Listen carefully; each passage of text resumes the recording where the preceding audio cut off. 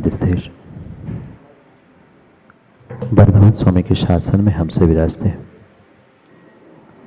और उनकी पावन पीयूष देशना हम सभी के लिए परम उपकारी है। अनादिकाल से हमारी इस आत्मा में जो जन्म जरा और मृत्यु रूपी रोग लगे, उन रोगों का उपशमन करने वाली कोई परम औषधि है तो वह एकमात्र यह जिनवाणी है। भव्य आत्माओं,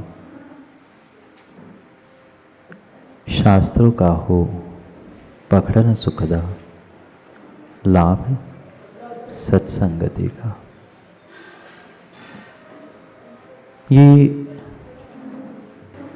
विसर्जन पाठ, शांति पाठ की पंक्तियां आपने कई बार दोहराई होगी और कई बार क्या, जो पूजन पाठ करने वाला श्रावक है वह पूजन के अंत में इन पंक्तियों को जरूर दोहराता है। और पूजन पाठ नहीं करने वाला भी अगर कोई साधक भी क्यों ना हो, वो भी इन्हीं भावनाओं से ही अपने प्रत्येक पाठ को समाप्त करता है। मुनिराज आर्य का प्रतिक्रमण हो, कोई भक्ति हो, अंत में उस समाधि भक्ति में यही पढ़ते हैं, शास्त्राभ्यासो जिनपतिनुति संगति सर्वदारी, सद्वृत्तानाम गुणगणगथा दोषवादेच मौनम, सर्वस्व्यापी प्रिहितवचो भावना चात्मतत्वे संपद्यंता मौ भवे यावदेते पवरग। ये जो पंक्तियाँ चाहे श्रावक हिंदी में पढ़ रहा है, साधक संस्कृत में पढ़ रहा है, ये पंक्तियाँ मात्र पढ़ने के लिए नहीं थी, मात्र रटने के लिए नहीं थी, किसी दूसरे को सुनाने के लिए नहीं थी, अपितु वास्तव में वह समाधि भक्ति की इन पंक्तियों से हमें अपने इस मनुष्य पर्याय को सार्थक करना था, समाधि मरण प्राप्त करते।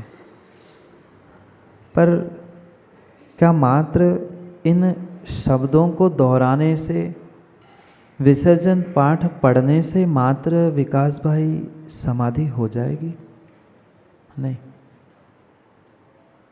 ये कहना बहुत आसान है, मैं तो मरते समय बहुत कुछ कर लूँगा, समझ लूँगा, देख लूँगा। संभव नहीं है। जो इंसान, जो मनुष्य जीते जी जी नहीं पा रहा है, वो जीते जी कभी भी मर नहीं सकता। और जीते जी मरने का ही दूसरा नाम समाधि मरण है। वही जीव मरते समय वेदना में, कष्ट में, उस अंतिम क्षणों में अपने परिणामों को समता रूप कर सकता है, जिसने हर परिस्थिति में जीते जी जीने का प्रयास किया है। माँ, घर परिवार और संसार में दुख नहीं है? बोलो ना। मौन है क्या? चतुर्दशी कल है, मौन है? नहीं है। मौन भी नहीं और बोलना भी, कोई बात नहीं, मत बोलो। पर ये ध्यान रखना, संसार का दूसरा नाम ही दुख है और दुख का दूसरा नाम संसार है। कोई उसे एक्सेप्ट कर पाए नहीं कर पाए, मान पाए नहीं मान पाए, पर हकीकत यही है, ये संसार और दुख का अनादि से संबंध चलता आ रहा है, जो आपके साथ भी है। चलो, आपको दुख नहीं है, आप मानना नहीं चाहते हो, इतना बता दो, आप संसारी हो कि नहीं? आप संसारी हो कि नहीं? जब संसारी हो तो दुख के अभाव में संसारी होता ही नहीं है। मनुष्य पर्याय का जीवन प्राप्त कर लेना बहुत आसान है, दुर्लभ है, पर फिर भी उस अपेक्षा से आसान है, क्योंकि कई बार हमने मनुष्य पर्याय प्राप्त की है। ये मत समझना कि पहली बार मनुष्य बने, जैन कुल में आए हैं, कई बार बन चुके, कई बार हम मनुष्य बन चुके। मनुष्य पर्याय का जीवन मिलना फिर भी आसान है, पर जीवन मिलने के बाद जीवन की समाप्ति तक अपने आप को संभाल कर रखना, अपनी श्रद्धा को संभाल कर रखना बहुत कठिन है। कल परसों से भगवती मरण कंडिका स्वाध्याय में पढ़ रहे थे सुयश सागर जी। पुनः 1 घंटा लगभग एक ही गाथा पर, एक ही टीका पर चर्चा चल रही थी। कितना दुर्लभ वह सम्यक्त को प्राप्त करना है। वहाँ आचार्य भगवंत कह रहे हैं, टीका कर्त्री कह रही है कि फिर भी सम्यक्त प्राप्त कर लेना आसान है, प्राप्त करना कठिन नहीं होता, पर जो प्राप्त कर लिया है उसे मरते दम तक संभाल के रखना कठिन है।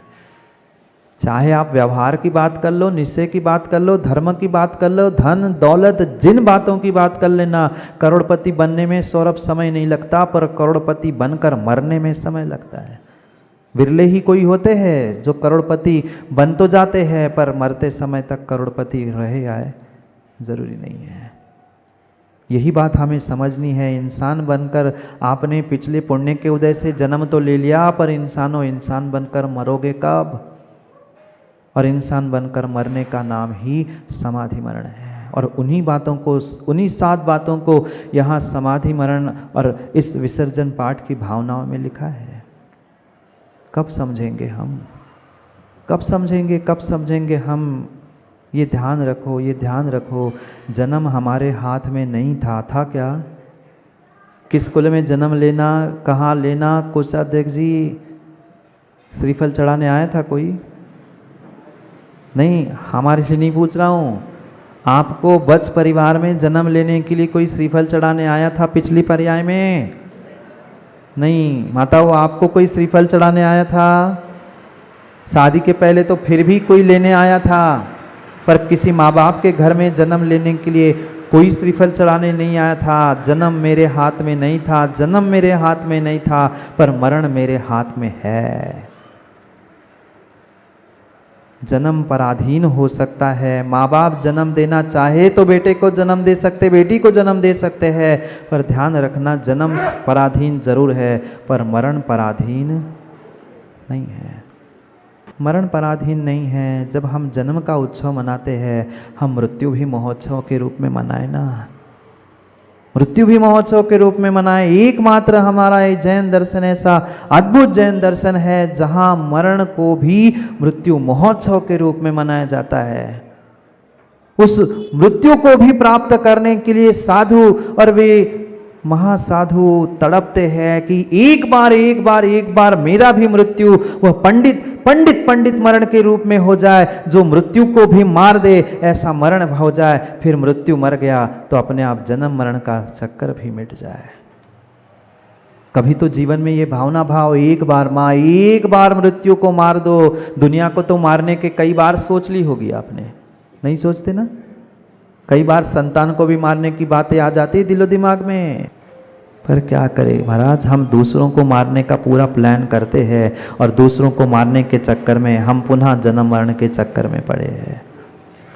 नहीं है वर्तमान में पंडित मरण, कोई बात नहीं है वर्तमान में आत्मा के कल्याण की पूर्ण भूमिका, पर हम कुछ भी नहीं करें, कुछ भी ना सोचे, ये तो मनुष्य पर्याय प्राप्त करने के बाद भी धिक्कार नहीं योग्य।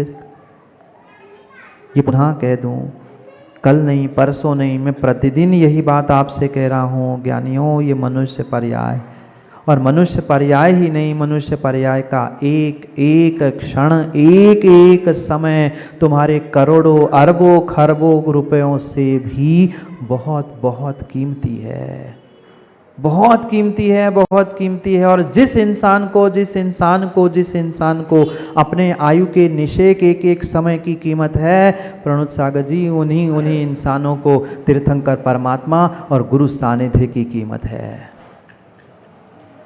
उन्हें पता ही नहीं है कि हम गुरु के पास क्यों जा रहे हैं, हम प्रभु के पास क्यों जा रहे हैं। मैं बात यही कहना चाहता हूँ कि कुछ करो ना करो, मैं कहता हूँ एक समय पूजन पाठ शास्त्र का अभ्यास ये सब एक समय के लिए भूल जाओ, पर एक समय जीते जी जीने का प्रयास करो। मैं कर क्यों रहा हूँ, क्यों पढ़ रहा हूँ। मात्र रूटीन जैसा जीवन जीने से कभी जीवन में आनंद आने वाला नहीं है, और जीवन में आनंद नहीं है तो तुम्हें मरने में भी कभी आनंद नहीं आएगा, और मरने में आनंद नहीं है तो पुनः जीवन मरण का चक्र इस संसार में चलता ही रहेगा। समझो और समझो, समझो और समझो। एक एक शब्द जो लिखे हैं वह मात्र भावना च आत्म तत्वे, आत्म तत्व की भावना के लिए ही कहा है। जो व्यवहार की भी बात कही है, पहुंचना निश्चय से हमें मंजिल तक ही है, पर ये मंजिल पहुंचने के लिए हमें इन मंजिलों को संभलने की आवश्यकता है। अमित गति स्वामी बहुत गजब की बात उस स्मरण कंडिका में कह रहे, ज्ञानियों सम्यक प्राप्त करना, मनुष्य प्राप्त बनना कठिन नहीं है। मरते समय, मरते क्षण, मरते दम में सम्यक के साथ मरण कर लेना बहुत दुर्लभ है। चारित्र की तो बात ही नहीं कर रहे, सम्यक थी पर रह आए तो बहुत बड़ी बात है। और मैं तो कहता हूँ इंसान ही रह आए तो बहुत बड़ी बात है, क्योंकि कई सारे मरते हुए उन वृद्धों को हमने देखा। एक घटना शायद मैंने पहले बताई थी, आपने सुने नहीं हो, बताऊं। एक स्थान पर गए हम और प्रणत सागर, और घर वालों की इच्छा थी, अंतिम समय था, डॉक्टर ने मना कर दिया। घर पे पहुँचे थे, लगभग 80-85 वर्ष के हो गए होंगे। हम दोनों पहुँचे और मैंने महाराज से इशारा कर दिया, भैया पहले तुम बात करके देख लो क्या कैसी स्थिति है, तुम थोड़ा नमोकार तो सुना लो। और स्वाभाविक सी बात है, किसी को उपदेश देना है तो पहले नमोकार से शुरू किया। तो प्रणत सागर जी ने जैसे ही नमोकार शब्द का उच्चारण किया, नमो आर्यंताणम नमो सिद्धाणम, पूरा नहीं हुआ, वो बौखला पड़े, मर रहा हूँ क्या, आगे नमोकार सुना। सोचना विचार कर लेना, डॉक्टर ने मना कर लिया है, 80-85 साल की उम्र है, पलंग से उठने की गुंजाइश ही नहीं है, पर फिर भी उतने में वे बौखला पड़े, मर रहा हूं क्या, नमोकार सुनाने आ गए। अब क्या उपदेश दे, किसको उपदेश दे और कैसे उपदेश दे। मैं हंसने के लिए नहीं बता रहा हूं, ये स्थिति ज्ञानियों आपकी ना हो जाए इसलिए आज से संभल लो, ये बता रहा हूं। अगर हमें जीवन जीने का ही तरीका नहीं है तो मरने का तरीका कोई कितना ही कान में सुनाने आ जाए ना, काम नहीं होने वाला। ये जितनी भी बातें लिखी है, दूसरों का गुणगान करो, सुयश कह दो, दोषों को ढाक लो, हित मित प्रिय वचन बोलो, ये कहने के पीछे का उद्देश्य मात्र इतना है कि तुम्हारी वह जो भावना समाधि मरण की चल रही है, वह तुम्हारे व्यवहार से ही तुम्हें अपने निश्चय तक, अपने आत्म भावना तक पहुंचाने वाली है। बहुत सारे ऐसे साधक भी देखे जो मात्र अध्यात्म के पीछे ऐसे दौड़ते हैं कि व्यवहार को भूल रहे हैं। ध्यान रखना, ये व्यवहारिकता अगर तुम्हारे हृदय में नहीं है, व्यवहार नए की बात नहीं चल रही, वो तो अलग ही विषय है। मैं व्यवहारिकता की बात कर रहा हूँ, परस्पर के व्यवहार की, लोक व्यवहार की बात कर रहा हूँ। जिसके हृदय में लोक व्यवहार नहीं है, जो लोक व्यवहार नहीं जानता है, उसका कोई भी कार्य सिद्ध नहीं हो सकता, लौकिक भी और पारमार्थिक भी। हम हर कार्य को एक स्टेज जैसी लिखी है वैसे ही समझने का, करने का प्रयास करें ना। अंतिम बात, 7वीं बात लिखी है, भावना च आत्म तत्वे, आत्म कल्याण की ही भावना हो। पर ज्ञानियों ध्यान रखना, आत्म कल्याण की भावना तुम्हारी तभी फलीभूत होगी जब जितने आत्माएं यहाँ पर है, भटकती आत्मा नहीं, हमारे यहाँ आत्मा भटकती है नहीं, जितनी भी आत्माएं हैं उन सबके कल्याण की भावना है, तो ही ज्ञानियों तुम्हारा कल्याण होगा। किसी एक के प्रति भी तुम्हारे हृदय में राग द्वेष कसाय के परिणाम है तो भावना आत्म तत्व की हो नहीं सकती। ये बनने वाले जितने भी तीर्थंकर है, वे सभी तीर्थंकर जिनके चरणों में जो जिनेंद्र बन चुके हैं, वे पहले अपने आप में जयेंद्र बने थे। जितने राग द्वेष विस्मय आदि जो भी परिणाम थे, उन सबको दूर करते हुए जीते जी वे अपने आप को साध्य करते हुए सिद्धि का पुरुषार्थ करते गए।